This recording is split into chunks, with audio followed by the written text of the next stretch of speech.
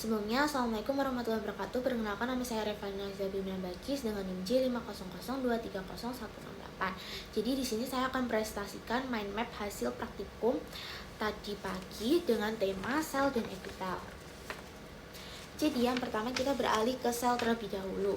Di sel pertama ada stereosilium. Ini terdapat pada testis, pada epididymis.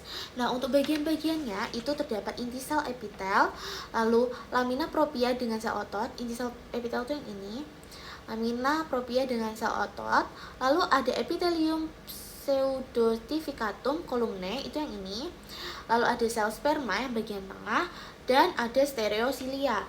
Nah, tujuan stereosilia itu untuk menyerap kelebihan sitoplasma.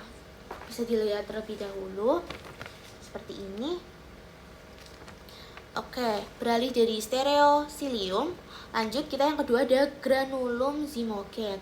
Nah, untuk granulum zymogen ini terdapat dua bagian, yaitu pars exocrine dan granulum zymogen.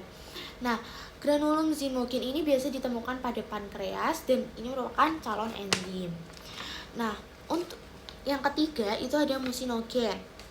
Nah, musinogen itu terdapat pada usus halus yaitu intestinum tenio.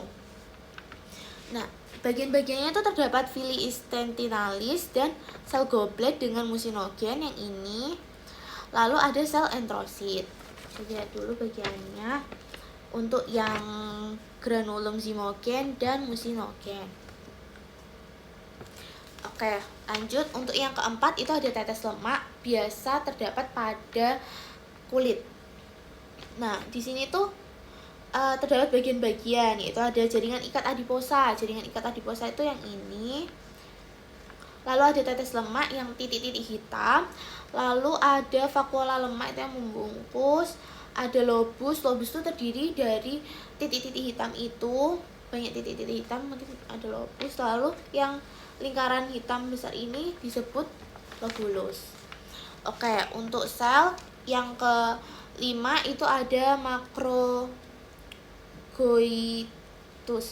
Nah, di sini tuh ada bagian-bagiannya, yaitu ada sinusoid, ini tuh yang bagian bening. Lalu ada sel hepatitis yang merah ini, titik merah. Lalu ada sitoplasma di sini, vena centralis yang ini. Lalu sel Kupffer itu makrofag yang terdapat pada hepat. Nah, oke. Fungsinya untuk menetralkan racun. Lanjut, kita beralih ke yang epitel. Di epitel ini yang pertama ada membran basalis. Nah, membran basalis ini terdapat bagian-bagian. Nah, bagiannya itu yang pertama ada glomerulus. Itu tuh untuk menyaring darah. Yang ini. Lanjut, selanjutnya ada membran basalis yang terlihat warna kuning ini. Dan selanjutnya ada epitel simplex squamous. Ini kita lihat terlebih dahulu. Oke, yang selanjutnya kedua ada epithelium simplex cuboideum. Nah, untuk bagian-bagiannya itu yang bagian dalam ini disebut massa koloid. Nah, untuk bagian ini itu folikol tiroid. Dan yang bagian ininya itu membran basalnya, baru yang kecil-kecil terlihat seperti titik-titik itu epitel kuboidnya. Bisa dilihat terlebih dahulu. Oke, untuk yang ketiga selanjutnya itu ada epithelium ceratificatum columnae. Itu terdapat epithelium ceratificatum columnae yang ini. Ininya itu epithelium ceratificatum columnae-nya. Lanjut ada membran basalisnya yang ini. Sini. Oke, dilihat terlebih dahulu. Nah, lanjut untuk yang keempat itu ada epithelium stratificatum squamosum non cornificatum. Stratificatum berlapis, squamosum pipih, non cornificatum itu tidak bertanduk. Nah, jadi di situ bagian-bagiannya ya ini yang jelas ada epitel stratificatum squamosum non cornificatum ini. Terus ada jaringan ikat bagian sini, ada membran sel. Nah, di membran sel itu terdapat sel basal.